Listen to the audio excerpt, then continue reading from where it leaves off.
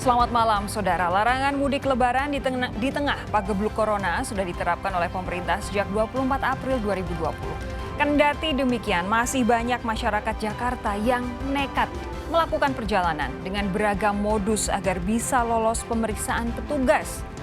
Hingga tanggal 24 Mei 2020 yang lalu, sebanyak 74.000 kendaraan yang berusaha melintasi perbatasan Jabodetabek untuk mudik lebaran diputar balik oleh kepolisian. Selain menggunakan kendaraan pribadi, banyak pula warga yang berupaya nekat mudik dengan menggunakan travel gelap.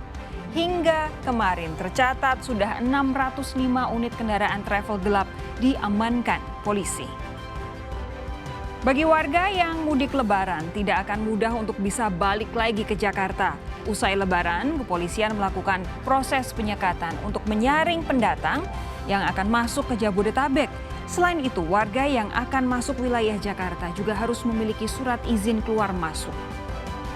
Seperti apa upaya kepolisian untuk menyekat gelombang arus balik yang menuju ibu kota? Kita akan bahas di Sapa Indonesia Malam. Saya, Sofi Syarif.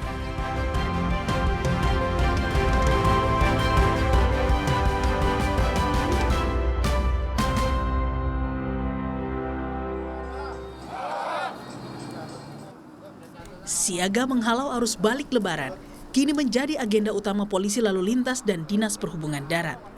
Untuk menghambat pemudik yang nekat kembali ke ibu kota, sejumlah titik strategis mulai dilakukan penyekatan hingga pemeriksaan dokumen yang ketat. Menurut Kabak Ops Korlantas Mabes Polri, Brigjen Polisi Benyamin, wilayah Jawa Timur akan menjadi pusat penyekatan arus balik sebab penyebaran COVID-19 di Jawa Timur sangat signifikan. Adalah dari Jawa Timur. Apalagi Jawa Timur ini sekarang sedang kurang bagus perkembangan COVID-nya cukup cepat ya.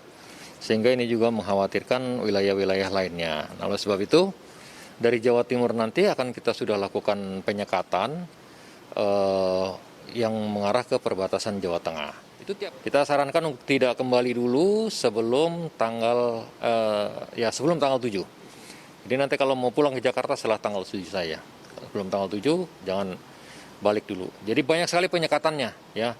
Jadi Mengantisipasi tingginya animo warga kembali ke wilayah ibu kota negara, Gubernur DKI Jakarta Anies Baswedan menegaskan untuk semakin memperketat larangan masuk ke wilayah DKI.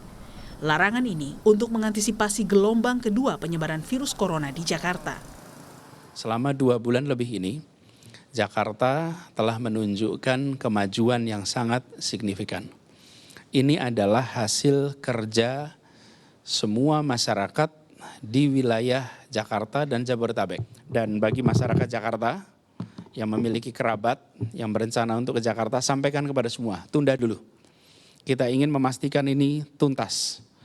Sekali lagi, ini bukan untuk kepentingan apa-apa, kecuali untuk melindungi ibu kota dari potensi gelombang kedua COVID-19.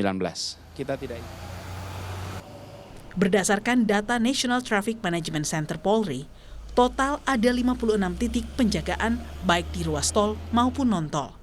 Selain itu ada 300 titik penjagaan di ruas jalan. Selama 1 bulan pelarangan mudik di wilayah Jabodetabek, jumlah kendaraan yang diarahkan putar balik mencapai 37.642 kendaraan. Jumlah ini meningkat pesat hingga hari Lebaran. Tim Liputan, Kompas TV. Saudara, warga yang sudah mudik ke kampung halaman sebelum Lebaran dipastikan akan sulit kembali ke Jakarta. Polisi akan melakukan pengawasan ketat sebelum pemudik sampai di Jakarta. Bagaimana cara pengawasannya? Kita akan bahas bersama Direktur Lalu Lintas Polda Metro Jaya, Kombes Sambodo Purnomo Yogo. Selamat malam, Pak Sambodo. Ya, selamat malam, Mbak. Dengan Sofi, Bapak di Kompas TV. Pak Sambodo, sebelum saya bahas soal arus balik, Pak Sambodo, saya mau tanya terlebih dahulu, apa evaluasi dari Polda Metro Jaya soal arus mudik Lebaran di tengah pandemi Corona, Pak Sambodo?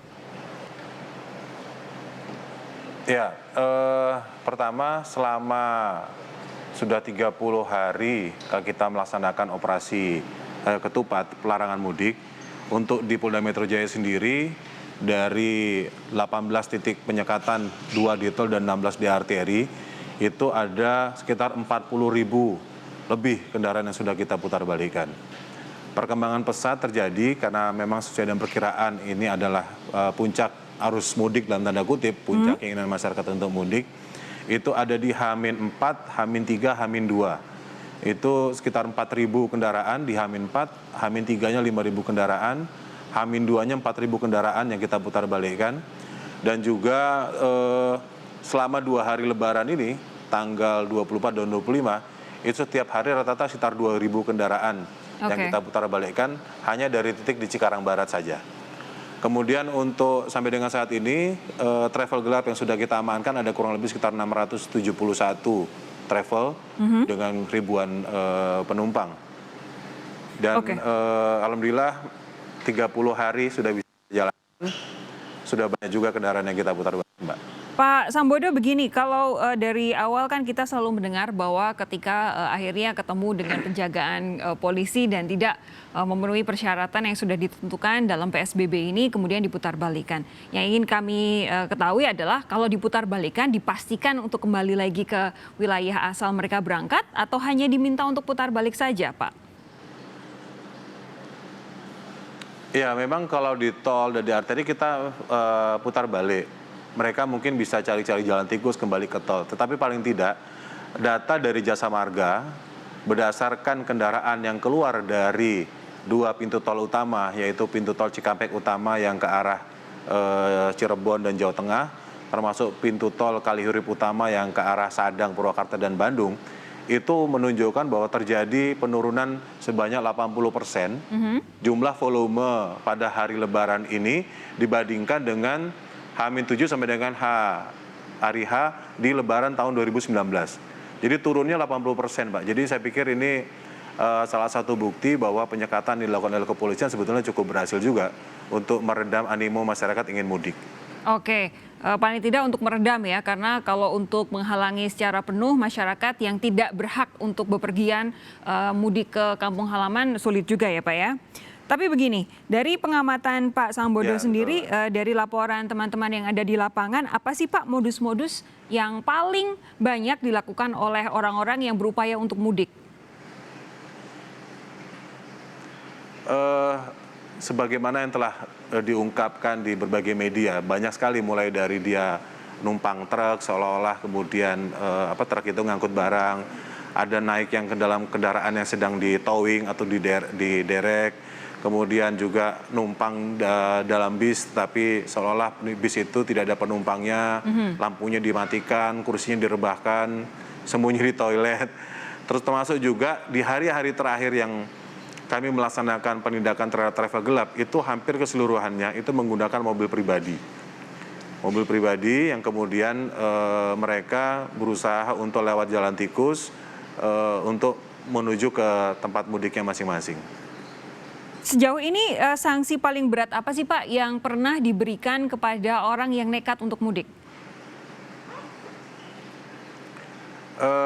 Sanksinya pertama diputar balik, yang kedua adalah apabila memang ada pelanggaran lalu lintasnya, maka dikenakan kepada Undang-Undang Lalu Lintas. Sebagai contoh misalnya kalau dia travel gelap kita kenakan pasal 308 Undang Lalu Lintas. Kalau dia misalnya truk yang mengangkut penumpang orang itu kita kenakan pasal 303 dan sebagainya. Itu Mbak. Tapi kalau kendaraan pribadi berarti sebatas diputar balik saja ya Pak ya? Sebatas kita putar balik. Pak Sambodo, bagaimana kemudian dengan kritik beberapa pihak yang selama ini harus bepergian keluar Jabodetabek untuk urusan bekerja dan menyatakan bahwa pada saat mereka melewati jalan-jalan utama yang seharusnya dijaga tidak ada penjagaan?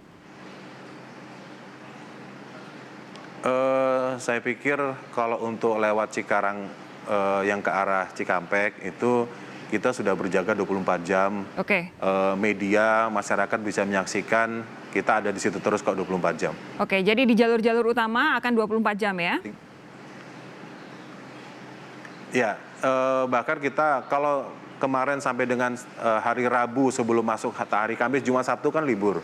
Nah, sampai dengan hari Rabu kemarin kita masih melakukan pemeriksaan terhadap misalnya dia punya surat tugas dan sebagainya atau tidak, karena memang kita harus memisahkan antara yang mudik sama yang mau bekerja. Tetapi memang di 4 hari terakhir, karena memang itu sudah memasuki libur bersama, saya pikir sudah tidak ada alasan. Yang kita loloskan hanya yang memang ada kemalangan, ada yang sakit, itu yang kita loloskan. Tapi kalau untuk bekerja, pasti semua kita keluarkan, karena sebetulnya tidak ada tidak alasan, mungkin, karena tempat kerja kan sudah tutup semua. Karena kaitannya dengan sudah tidak mungkin. Pak Sambodo, begini, saya sekarang ingin beralih ke antisipasi arus balik, Pak Sambodo. Ini kan dipastikan pemudik yang sudah berada di kampung halaman akan sulit untuk kembali ke wilayah DKI Jakarta, bahkan mungkin Jabodetabek. Ini juga sudah ditekankan berkali-kali oleh Gubernur DKI Jakarta Anies Baswedan. Apa kemudian yang dilakukan polisi, Polda Metro Jaya khususnya, untuk memastikan bagi yang sudah terlanjur mudik tidak kembali lagi ke Jakarta sehingga tidak memicu adanya gelombang kedua pandemi Corona?